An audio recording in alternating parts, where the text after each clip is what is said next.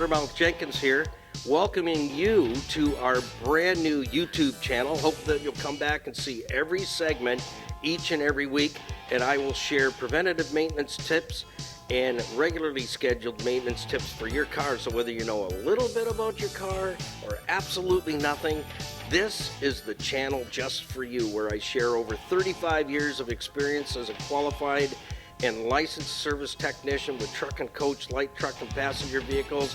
Come back and visit us and tell your friends, and we'll see you each and every week right here in the Car Connection Workshop on YouTube. Well, thank you for stopping by the Car Connection Workshop right here on YouTube. Don't forget to come back and join us for another segment. So like, share, tag, and follow, and ding that bell so that you don't miss a single edition of Car Connection. So till next time, keep it under 100 and put the coffee on, because we're coming to your house.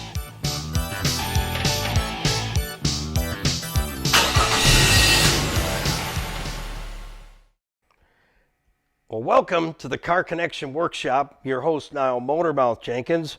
We're in the shop today, and guess what we're going to be talking about? Batteries. We're going to be talking batteries today.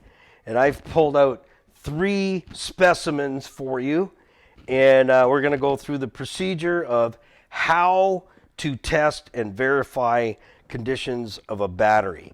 And then I'm also going to talk about how can we avoid being left out in the cold, especially this time of the year. It's the Great White North, and it can happen. It can happen to anyone. In fact, it just recently happened to me, and the culprit is somewhere on this table, and we're going to see what happened. All right, so let's get started. First of all, when you're working with batteries, fellas and gals, safety glasses. And I'm going to tell you a very quick story about how important that is, and I can go take you all the way back to the early 90s. It was later in the afternoon at our shop in the Hamilton area, on the Hamilton Mountain, they call it. The mountain, we were mountain people. And myself and my helper at the shop, Jeff, we were working on a diesel Volkswagen Rabbit, and the thing was dying, and the battery was dying on us, and then the car shut off, and we had no battery, and Jeff went and got the booster set, and it literally happened that fast. In fact, I don't even know if he really connected with the battery, but he went to connect to the battery, and all I remember was a big white flash, and like a cannon went off right beside our heads. And I felt liquid all over me, and pieces of plastic are flying. I was soaked. Jeff was soaked. I said, Jeff, keep your eyes closed. We're covered in battery acid. The battery exploded like a cannon into a million pieces all over the shop, and we're feeling our way to the sink to wash our faces and everything. And that's how fast it can happen, folks. So I'm going to teach you a thing or two. Safety glasses, number 1. And even if you wear glasses, you can still get a pair that goes over top. Do I look cool? I got to know. Okay. Can you look cool in a minivan? We haven't figured that out yet. Okay, so first things first. This is a battery out of our 2007 FJ Cruiser that left me in a parking lot, and I had been driving the vehicle all day and backed into a parking spot, and it was snowing. I decided to finish my coffee and then go into the bank, and I had left my lights on not even 15 minutes. Now, I tested this battery back in October, 2 months prior, in other words. So October, tested it, it passed. Tested it again in November, it passed, and then it just failed. So before I run a test on this is a product I use, and it lets me know if there's any battery acid on the top of the battery. And that's what happened in that battery explosion I explained. If there is battery residue anywhere on the top of this battery, that's explosive. All it takes is a little flash, a spark, when you make a connection to the terminals, and it will set that off. It will explode. So I use this product, I spray it on, and no, they don't endorse the show or anything. This is a safety deal. So you spray this on, and it's still available, and it will tell you by turning purple if there's any acid on the top of the battery. I like this one. It has a really good go handle. I heard that somewhere before. But we'll just give them quick. Always clean the battery first. And I even go around the terminals if this is a side terminal. And then this one here, it's clean. I know we're good because I just washed it off recently. But let's just check the posts and make sure there's no acid around the posts, because that's what will launch a big explosion. Let me tell you, you don't want to experience that. Thank goodness we had our safety glasses on, because both of us, we could have been blind from that very easily because we were both soaked in battery acid. So now I don't see any purple. If you don't have this product at home, that's okay. Use some baking soda. And what you can do is put some baking soda in a spray bottle and just mix it with water and spray it on, and it'll foam up. And when it foams up, it will neutralize any acid laying around. But I'm serious, make sure you clean your battery before you apply a booster cable or anything, because it will set off. It's hydrogen. And what we know about hydrogen, isn't that how the space shuttle gets way up there where the cheese is? Yeah, hydrogen. And you can seriously get hurt, big time. So clean the tops of the batteries.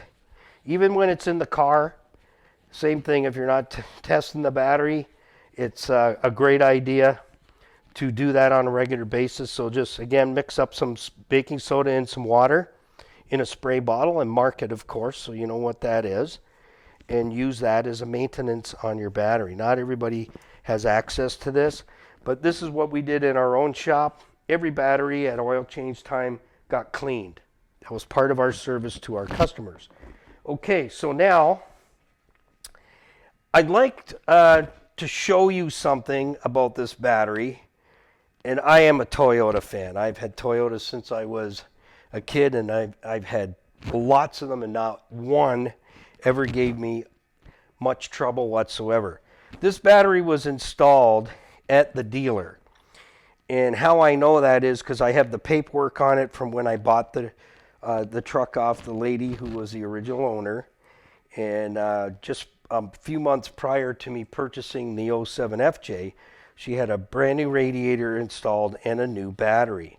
So I want you to have a look at this, because guys, don't do this.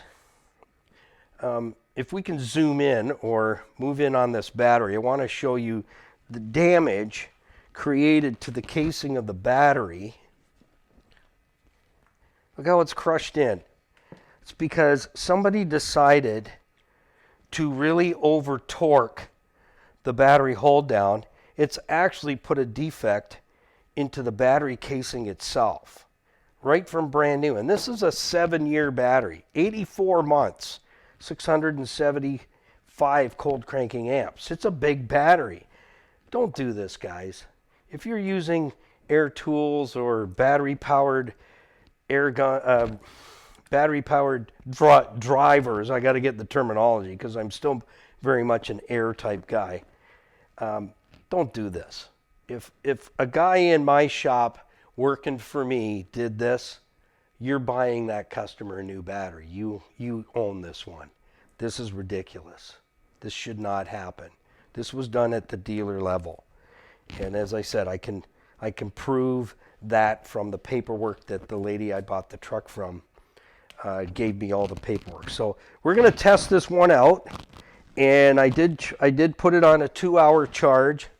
Hour on slow charge and an hour on medium charge. Good enough. Let's see what we come up with. So I'm going to grab my battery tester here. And these, I've been using one of these battery testers for probably 35 years. And they were pretty expensive when they first came out, but you can get these guys for under $50.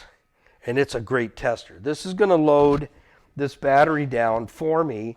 It's going to pretend like it's hooked up to every accessory in your vehicle, and every single thing you can think of is turned on. So these they're called load testers. So it has like an element inside, like a toaster, so it's going to get hot here. It pulls a load on any battery 150 amps. So when you hit this button, so you make sure you've got it set for 12 volts, because that's what we're playing with, a 12 volt battery. Now this battery is 7 years old. So let's see, did it recoup from leaving me in the parking lot in a snowstorm? And it so happened it worked out perfect. I called my friend Castle Jim, and he was just coming across the border, and he says, I'll be there in about 5 minutes. Give you a boost. I said, I got cables. So right now what we're seeing is standing voltage on this battery that failed and left me in a parking lot without any warning. We got 12.6 volts. That is perfect standing voltage for just about every battery out there. It's even crept up a little bit more. So that's impressive. So we're at 12.2, 4, 6, almost, 12.6 is solid. 12.6. So I'm going to pull this trigger here and count 15 seconds in my head, which I can because I count beats per minute because I'm a musician. And we're going to watch the meter. See how easy it is to read? Green is good. Yellow is weak. Red, bad. It's over. Yeah, it's over. That's tier. Okay, ready? So we're going to count it down.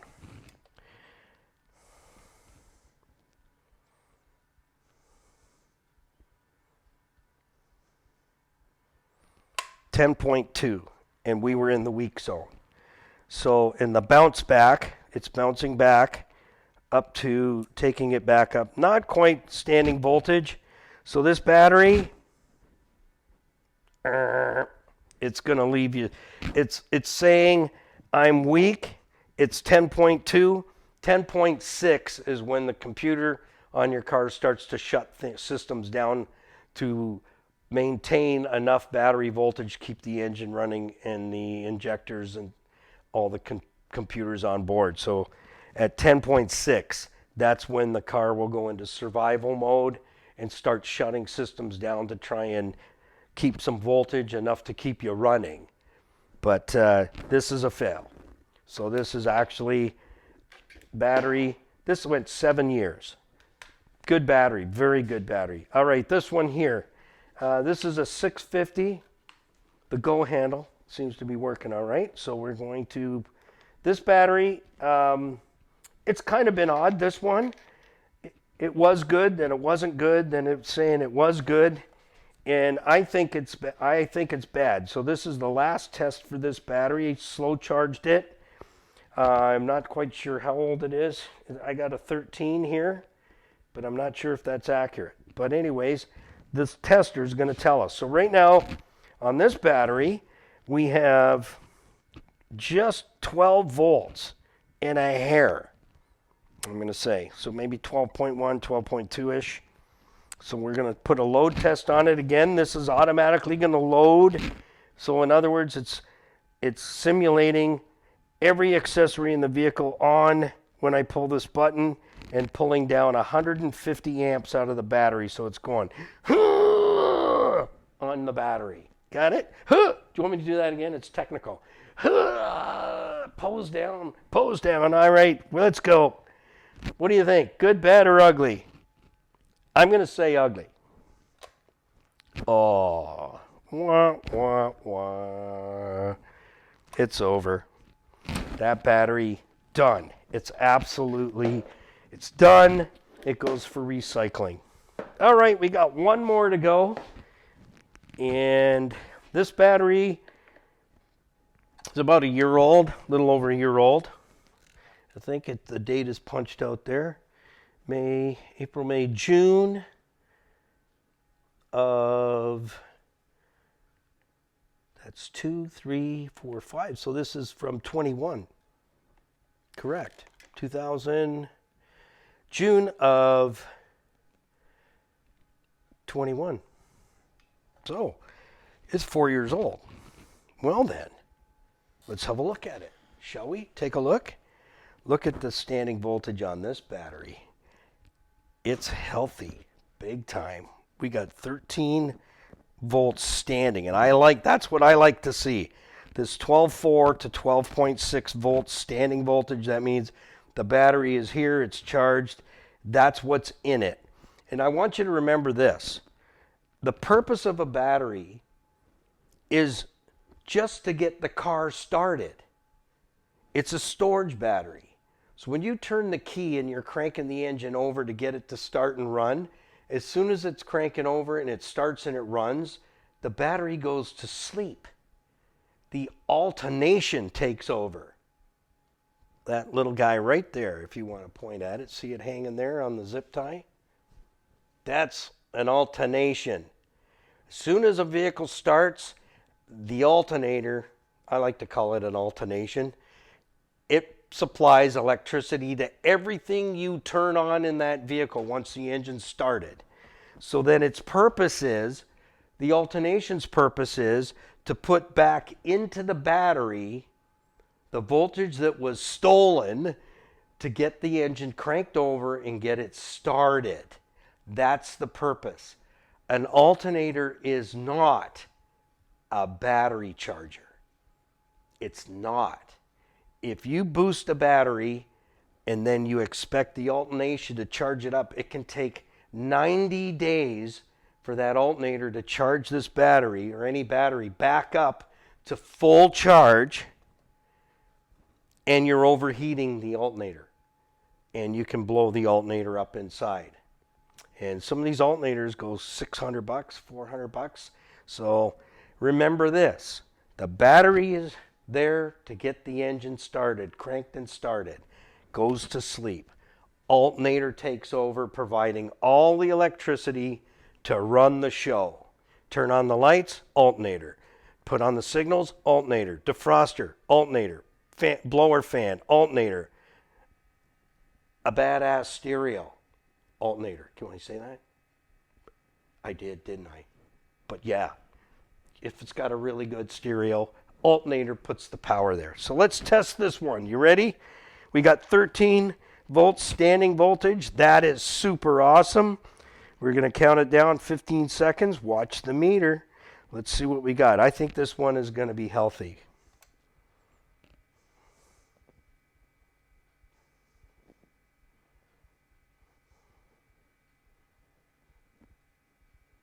Okay, 10.8. So it's in the weak zone. It needs to be topped up. And that is a good thing. This should not go in the car in service until it's fully charged, and I'll test it again, and I want it to stay in the green all the way in the green. Then I know I'm putting in a full charge. Full charge battery, the alternator's not going to overwork, and I'm not going to blow out the internal circuitry in the alternator, all the good stuff that makes the electricity happen. So this will go back on to something I like to promote is you can hook it up in your own shop, guys and gals. If you don't have one, you can pick them up as this unit here. It's a battery maintainer. So when I put this back in the rack, I'll hook it up to my battery maintainer, and it will show me yellow if the battery is low. And so obviously that battery is low. It will automatically slow charge. When the green light comes on, the battery is fully charged. So I'm just going to hang this up because it gets hot and I don't want to burn myself on that grid, which I have several times over the years. But I hope you got a takeaway from this when it comes to batteries. If your battery goes dead, it needs to be removed from the vehicle and fully charged slowly. Boosting a cold, frozen battery, it can explode, and it probably will.